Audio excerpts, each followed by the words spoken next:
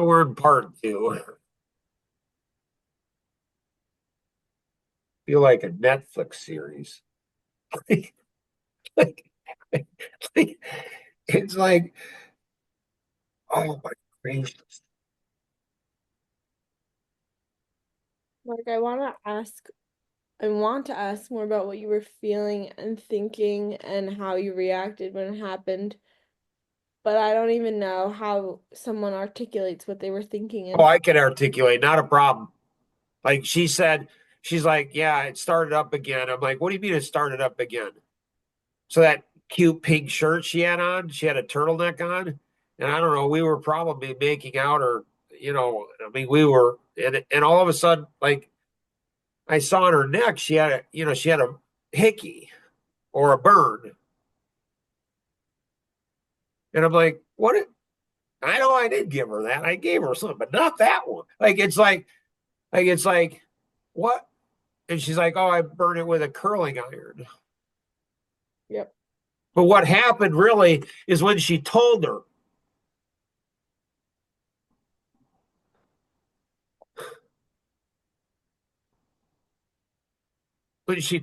dad that, Mark doesn't want you doing this, doesn't want you kissing me. What he did is he gave her a hickey Just to show you. just to, just to, like, she's a possession and it's a brand. And I don't know. So when you say you did everything, you did good. No, I didn't do good because why, like, I believed her. Like, it's like, what the, like, and so she tells me and I'm stunned. I'm like, what, like, and so her, this was her stepdad. Her stepdad adopted her when she was 3. And so um,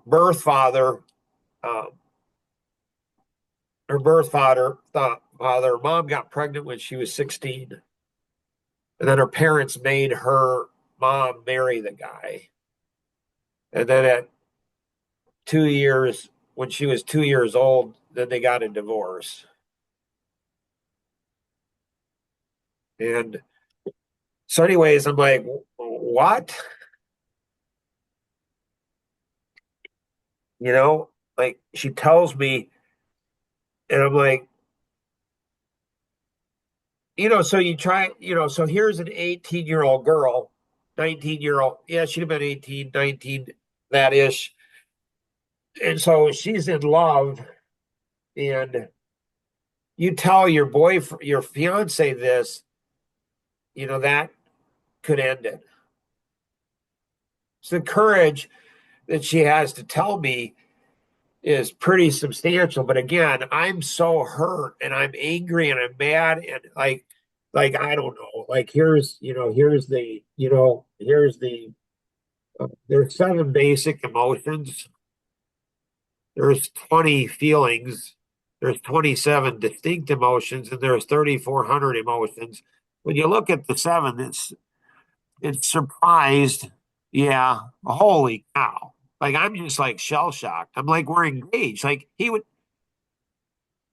never like and then I'm not like and then bad. Okay, yeah, fearful, yeah. My I don't I don't even angry. Oh, off the charts, disgusted. Yeah, it wasn't, yeah. I'm 18, 19, I don't know. Sad. And all of these sub yeah, it was crazy. And so I'm like, well, what did he do? Like what did he do? And it's like, well, he kissed me on the mouth, and I'm like, I mean, I thought you had a conversation with him. Like I thought you had a conversation with him. Like this was supposed to be this was supposed to go ahead and be taken care of. So she lived 45 minutes. She lived in Morris, Illinois. We lived in Warrenville, Illinois, so it's about a 45-minute drive. So we got in my Firebird and we drove. And I'm like, I mean, this, I don't even know. So I'm going to confront. Like, okay, she talked to him, obviously didn't work, kissing her on the mouth, like, yeah, no, this is not acceptable. And I'm like, well, I mean, I guess like, like, I'm trying to figure, like, it's like she's engaged, like, we're engaged for crying out loud.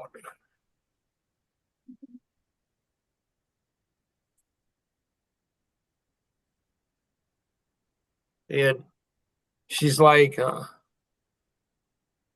so we're driving there, and I'm hurting. I am so like and then I'm like, well, at least he didn't touch you. And then there was silence. And I looked over at her. I'm like, he touched you? Like he touched my fiance? Like I'm not touching her. Like, we're going, I don't know, 60, 70 miles an hour. And I'm like, I'm opening up this car door and I'm done. Like like, so like, it's like Done with her. a life. I mean, you're 19 years old. You're not a child. Slug him, hit him, call the police. Like, why didn't you tell me that back then? Why do you wait until we're in the car? Like, what? Like, what in the fuck is going on? Like, I didn't swear at that time, but like, I'm just like, I am hurt. I'm confused. I am, I don't even, like, it's the emotions were stronger and harder than when our 30-year-old son committed suicide 5 years. Well, and from her end, I'm not Rosanna, so I'm not gonna commit to saying anything for her, but from my own experience, that bravery it took to tell you anything, and the terror and the guilt and the pain, and that if I just don't talk about it, maybe it wasn't real. Like I can see that with like I can handle my world where all he did was kiss me. So I can acknowledge that to Mark. And like I need to acknowledge it. I need to say it. But of course then the ex-boyfriend that handled things badly, that doesn't help either because now that's just added in a like measure of like this isn't safe to talk about. This isn't something I should talk about. This makes me unworthy of being loved if I acknowledge and talk about this. And to then Marissa, I'm going to add to that, yeah. especially if your ex-boyfriend's entire family made fun of someone that turned her father in. Right? They literally sat in the, I want to swear so bad. They literally sat in the living room and laughed for 15 minutes about a girl who turned her father and her oldest brother in. At that Oh, point, I knew I was not meant to be with that family. yeah, it's, and so again, I'm 19, 18, 19 years old. And so I'm trying to process all of this and trying to figure it out. And so I don't jump out of the car and die, somehow make it to their house. And, um, and I'm like, what else happened and this and this? And I try to dig in and try, okay, all right, like just rip off the Band-Aid, tell me everything. Like I want to know everything. Like all the thing. I'm going to deal with this thing. It's going to be, it's not going to happen again. So we walk into the house, and her mom and all her siblings, her four younger siblings, are all at church going to Awana. And her dad's home alone. And we walk in. He's like, "Hey, guys." I'm like, "You? We're talking." And he's a big guy. Like, he's bigger than I am. I didn't care. Like, it's like, we're talking. So we go into the other room, and I said, "Hey, Rosanna's saying this and this and this." He's like, "It's true. I'm sorry. It's my fault. Won't ever happen again." Well, being a Christian, you're supposed to forgive. So I'm That's like, "All right." Like, what?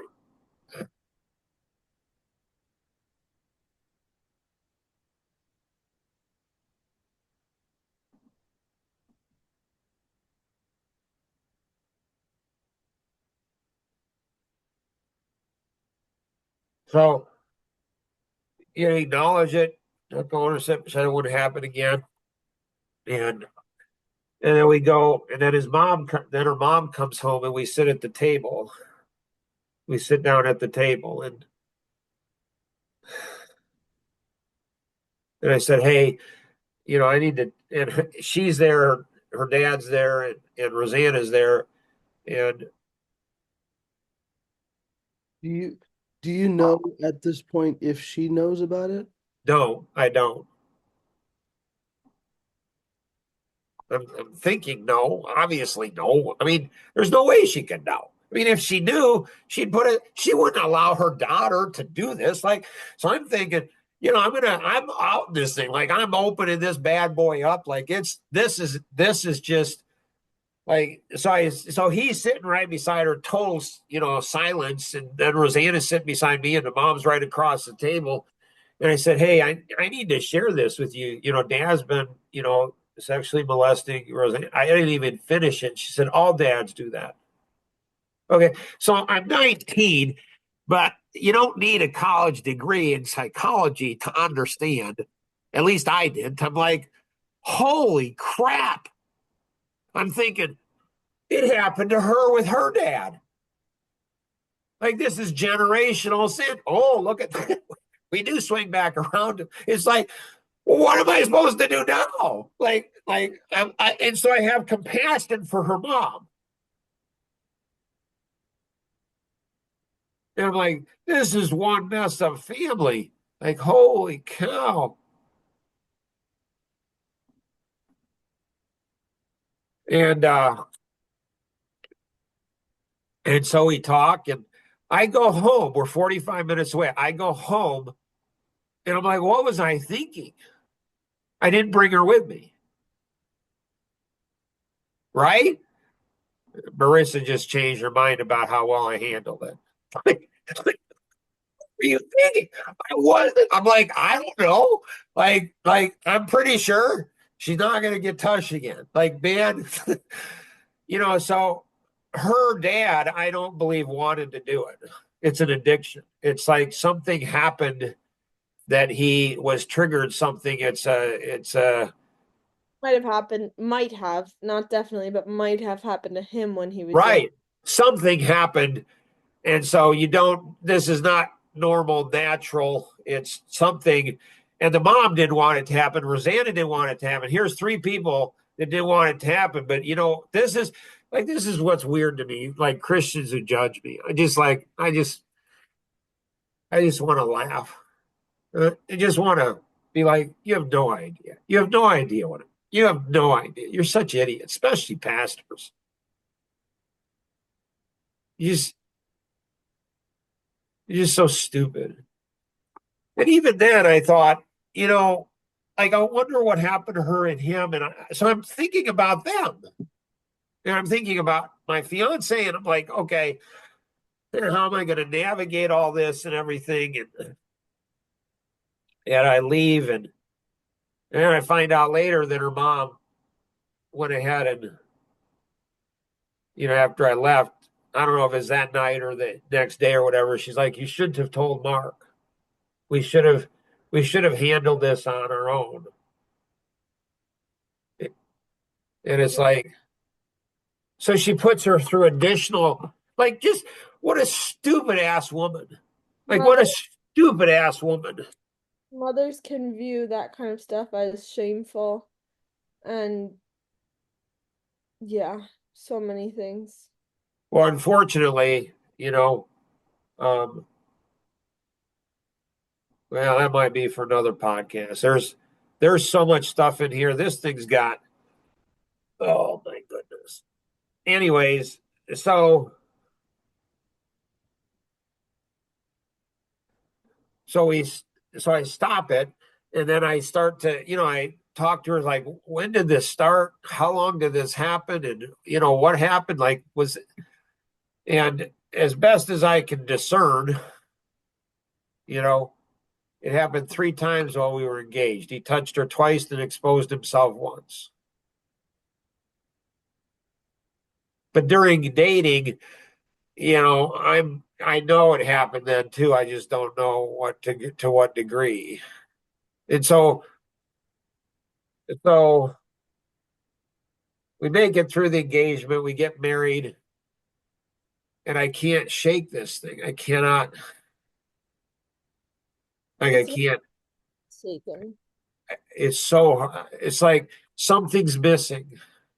Like, it makes no sense. There's no lot, like, something's missing. Like, it's just like, it makes no sense. And so I could feel, so in addition to that, I'm an empath, I can feel other people's pain. And I'm also a seer, so I can actually see when it's all happening.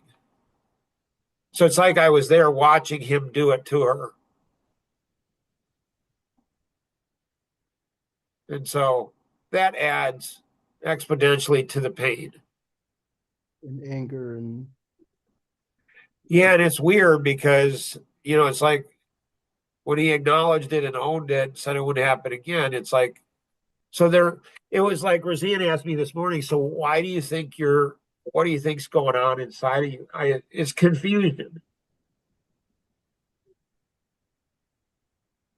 and so in 41 years, I've never done something like this. I've wanted to, I've tried to with other people, but it's not that I don't feel safe. I think it's that around, I'm concerned that I'm going to hurt other people. by the way, was that when he said that? When he said I'm sorry and it won't happen again, was that it? That's, you mean, was that the last time it happened? Yeah. Let's say I think so. Like, I'm pretty sure, I'm pretty sure. See, this is where so much of my power comes from. Like, Roseanne and I had thought that it had been going on for a year and a half, maybe 2 years. And for 35 years in our marriage, that's what we thought. Year and a half, 2 years. But her memory it was just weird. I Not the same situation, but the blanks I have in my memory from older, I can't imagine from, yeah. So after 35 years of marriage, we had been in therapy. She had been in therapy tons and tons. And it was after 35 years, and we were at a point where I'm like, I'm I'm tired of the lying about money. And it was weird because it makes no sense. Like, she would just not tell me the truth about money. And it's like, it's weird. It's like, it's just weird. And I said, I'm after 35 years of marriage, I'm like, I am ready to get a divorce. I'm going to divorce you. Because if I can't trust you about being honest with money, I can't trust you about, like, anything. And I was talking to a friend of mine, Edward Rivera, and he was a business guy, a friend of mine, a client of ours, and he went to Moody Bible Institute to become a pastor. So pastors, you're not all idiots, but a lot of you are. and I can and I can sniff you out. I can smell, you. And so you are, you that are idiots, you're not going to like me. And you know what? I don't care. Like, I just don't care. And you know what? And probably in part two or three or four or some part, you'll understand why this is. It doesn't end here. Like you good pastors that protect the bad pastors, you know what? I'll take you all out. Every last one of you. Every last one of you. You know They're what? just as guilty as the bad. They're just as guilty, if not worse. Like, you Enabling. go ahead and know about a pastor that's doing this and you don't stop him, you're just as bad as him. Idiots. Yep. And so,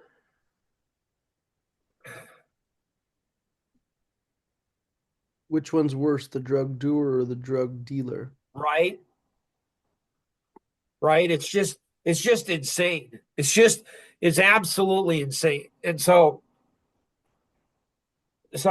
in marriage, we're married and I can't shake this stuff. I mean, I hurt so much. I'm in so much pain. I mean, so because I don't drink and I don't take any medication, like, the only thing I can do is sleep because the pain, and it's not getting better, it's getting worse. It's like because I can't figure out what's going on. And it's like there's more to the story. And when the Bible says the truth will set you free, Amazing. like, I don't know who I feel worse for, her mom or her dad. They're both alive today. I was going to ask that actually. Both And of yeah, both of them are alive. And so for 35 years, we had a relationship with them. Obviously, we were very careful around our kids and stuff, and so we were very careful. But they came for birthdays. We went there, everything for 35 years. And there's a whole bunch in between the story. So we'll maybe unpack it in, part three or four. But so Edward Revere, I said to him, I said, yeah, I'm going to divorce Rosanna because I'm just tired. I'm just tired of her lying about money. And he's like, Mark, he said, I've heard that there's sexual sin or abuse or something that's connected to money and it's connected back into sex. So again, 35 years of marriage. I'm like, what? Like, I don't know. That's what I've heard. So I start digging back. And so I've got to go back in. And so we were both virgins when we got married, as far as I know. Like, when you're, who knows? Like, we still don't know. We don't know. He's never acknowledged. So in the therapy, so we went in and the therapist said, I think you have disassociation to Roseanne. You have disassociation. I'm like, what's that? And it's like, you don't remember. I'm like, how can you not remember? I mean, it's a total foreign concept after 35 years of marriage. Well, And then, it's another fight or flight response when neither of those are possible to just like kind of mentally fly. oh, so it's like a severing of the brain. It's like, it's there in the memories, but you can't go ahead, you can't remember it. And so it's like, what? And so after this, after 35 years of marriage and this, so I pressed it further. We got this therapist and she went ahead, she was really good. And she then unpacked it. And then Roseanne, I'll never forget. So then there were two women her age that came into our life. And I'll never forget, she was sitting on the jacuzzi tub in the bathroom upstairs. And I was sitting in the closet and we were going through this stuff. And she's going back through the memories. And she remembered being 12 years old. And her dad essentially played doctor with her.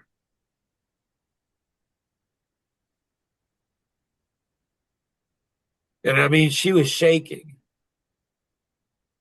when she told me she's 12 years old and she's shaking. And so it's not 1 or 2 years, it's 7 years.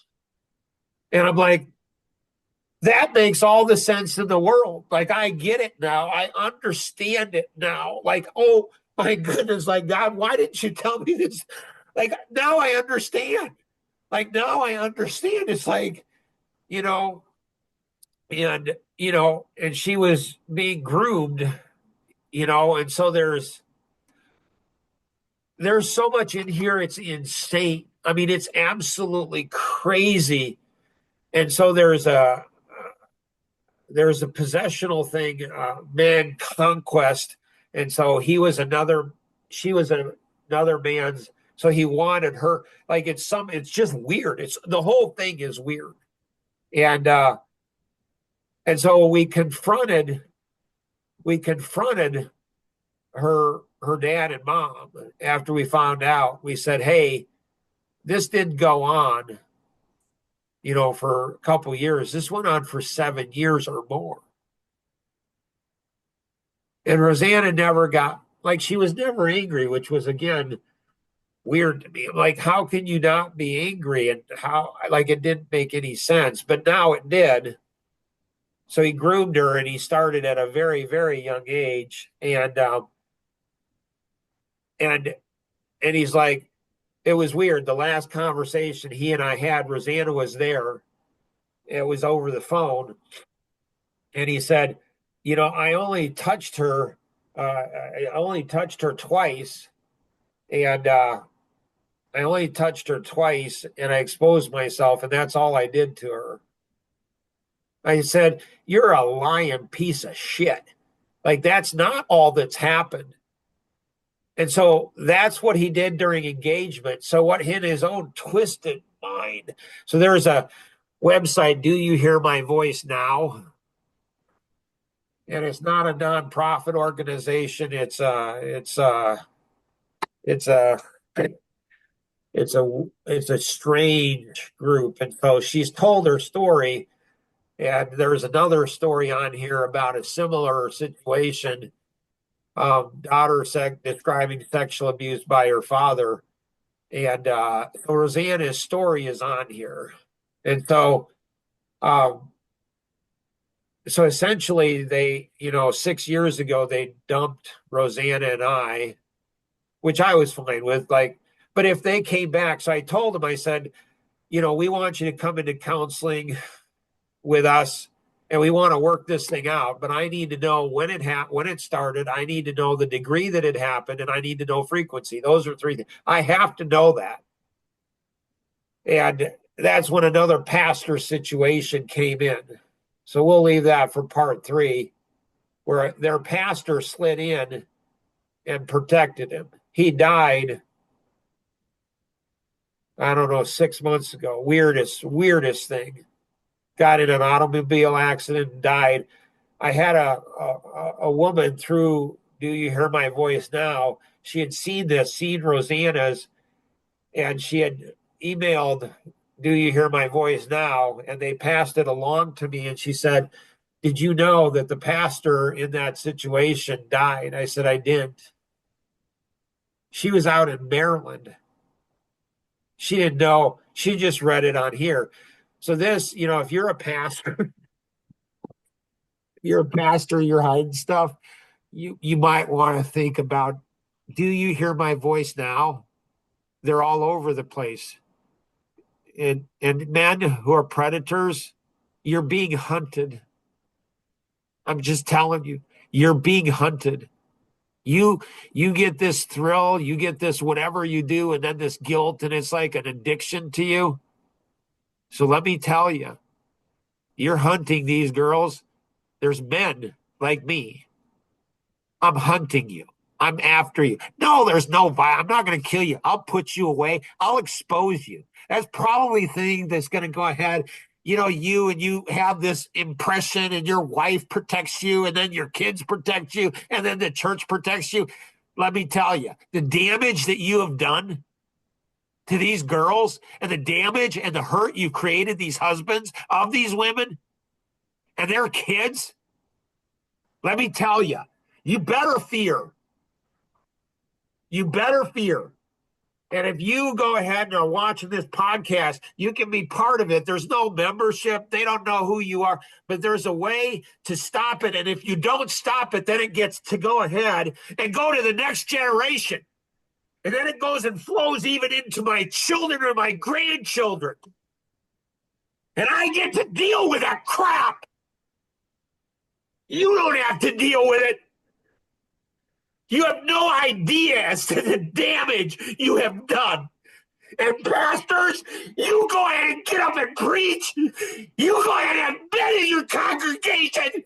Let me tell you, you're going down.